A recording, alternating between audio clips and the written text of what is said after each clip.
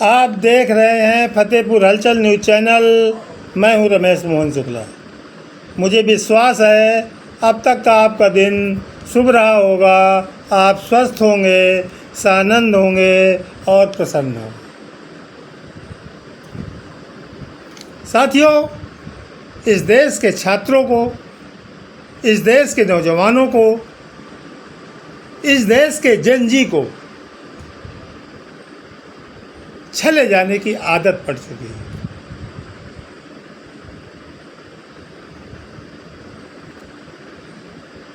कभी राष्ट्रवाद के नाम पर छले जाते हैं,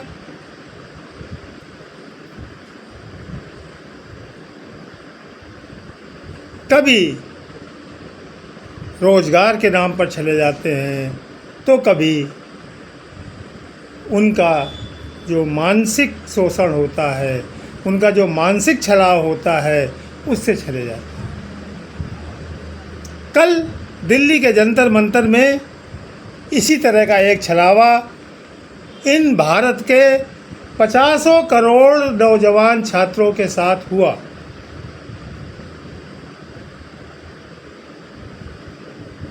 जी, आप समझ गए होंगे मैं बात कर रहा हूँ कल दिल्ली के जंतर मंतर में काकरोच जनता पार्टी द्वारा आयोजित आंदोलन हुआ और उसमें भी तमाम तरह के इफ़्फ़ेक्ट हैं। जिस तरीके से केंद्र सरकार ने अरेंजमेंट किया बोस्टन अमेरिका में बैठे हुए अभिजीत दीपके का, वैसा कभी देखा नहीं गया था।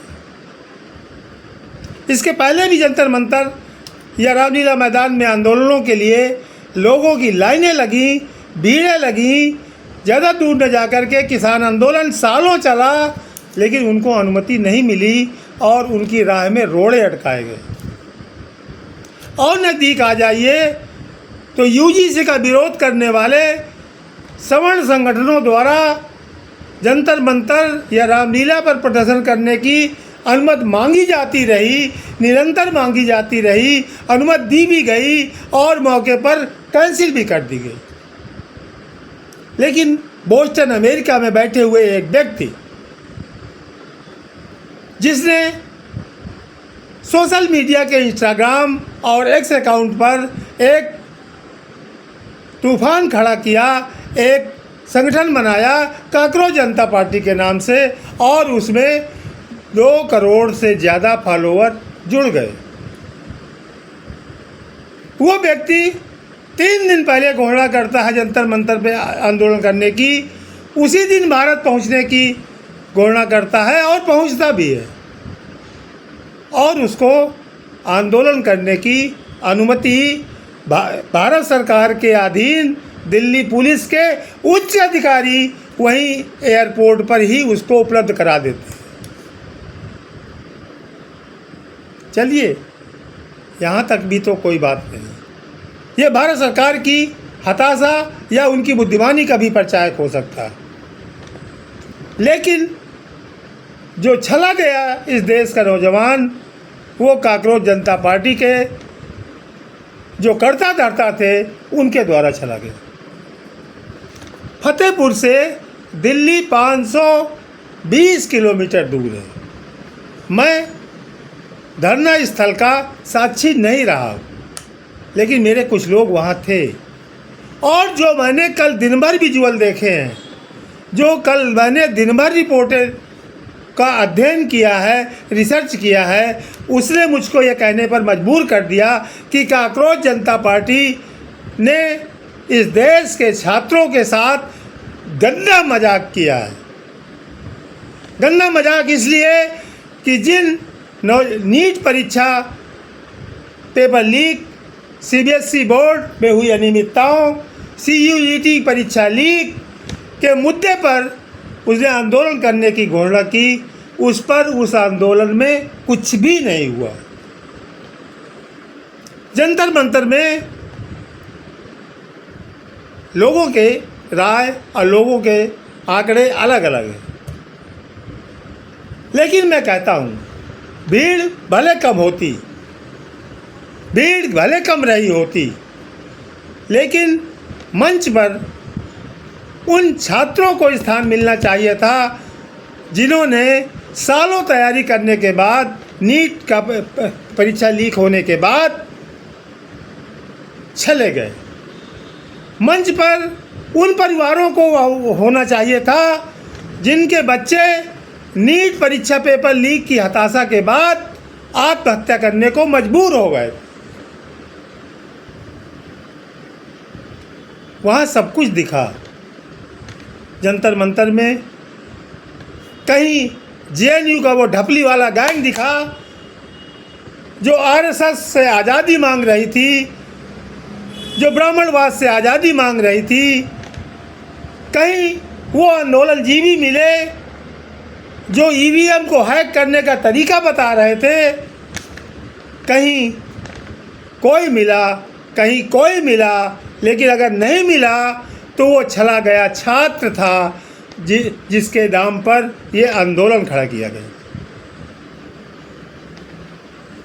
रील पे बैठ करके, ऐसी कमरों में बैठ करके किसी संगठन को खड़ा कर लेना और आज के आधुनिक युग में तमाम तकनीकी साधनों से फॉलोअर एकत्र कर लेना एक अलग बात है, लेकिन रियलिटी में, धरातल में उतर करके उन मुद्दों के लिए संघर्ष करना, उन मुद्दों के लिए आंदोलन करना एक अलहदा बात। इस देश का नौजवान, इस देश का छात्र निश्चित रूप से निराश है, इसमें कोई दो राय नहीं है। लगातार पेपर लीक होते चले जा रहे हैं और वैकेंसियाँ निकल नहीं रही हैं। करोड़ों की तादाद का युवा आज हताश है, निराश है, लेकिन उसको सही दिशा देने वाला कोई मिल नहीं रहा। ऐसे में याद आते हैं लोक नायक जयप्रकाश नारायण,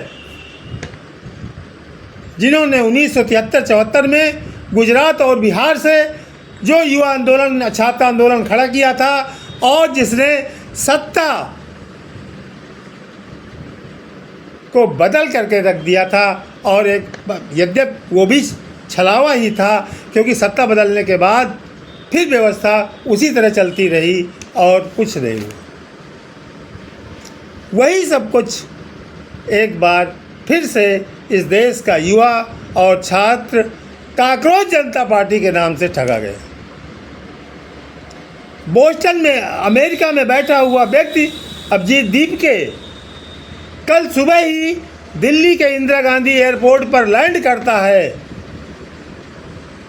और उसको वहीं पर खड़े दिल्ली पुलिस के बड़े अधिकारी जिस तरह से सुरक्षा व्यवस्था में ले करके जंतर मंतर तक जाते हैं, वो भी एक आश्चर्यचकित करने वाला बिंदु था। और जिस तरीका का व्यवहार अभिजीत दीपके और उनकी टीम द्वारा जंतर मंतर पर किया गया, वो तो घोर निराशावादी थे। अभिजीत दीपके जो सोशल मीडिया में बैठकर बड़े बड़े संघर्ष की बात कर रहा था, वो 39-40 सेल्सियस डिग्री की गर्मी में जंतर मंतर में 1 घंटा भी नहीं रह सका और उसको तत्काल अपनी गाड़ी की एसी चालू करवानी पड़ी। उनके जो प्रवक्ता थे वो गर्मी बर्दाश्त नहीं कर पाए और अपने पिताजी के उम्र के एक आदमी से पंखा चलाते हुए नजर आए। जिस आंदोलन की अनुमति शाम 5 बजे तक की थी, शाम 3 बजे ही वो आंदोलनकारी वहाँ से गायब हो गए बिना धर्मेंद्र प्रधान का इस्तीफा लिए।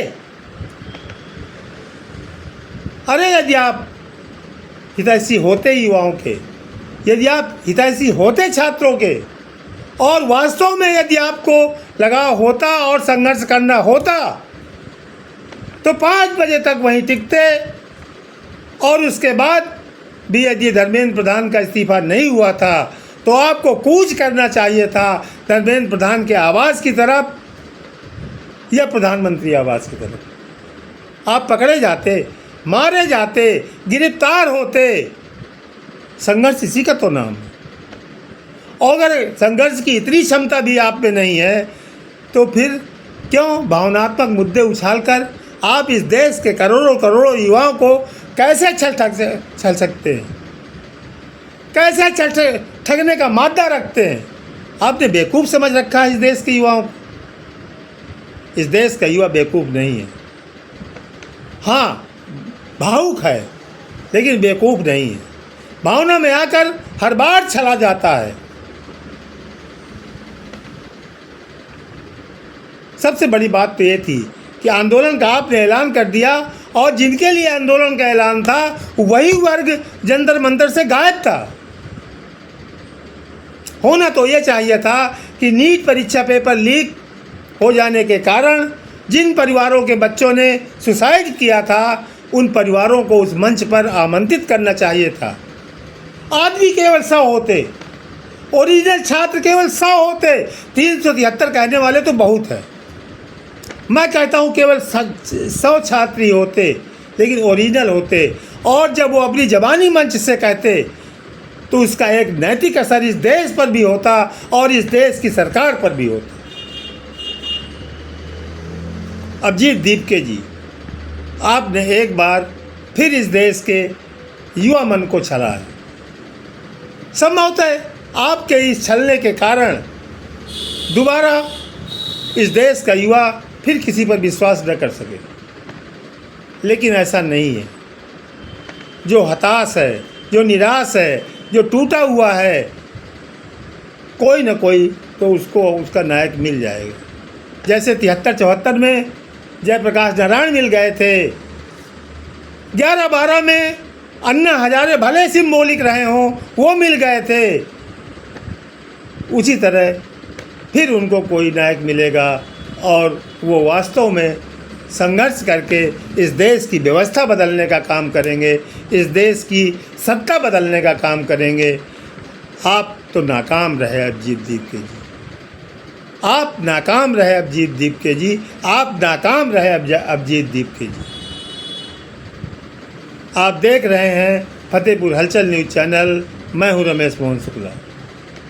मेरा अनुरोध है, यदि मेरी विचार, यदि मेरे विश्लेषण आपको उचित लगते हों तो कृपा करके फतेहपुर हलचल यूट्यूब चैनल को सब्सक्राइब कर लीजिए और वीडियो को लाइक करके अपने इष्ट मित्रों में शेयर कर दीजिए। धन्यवाद। जय हिंद, जय भारत, जय संविधान।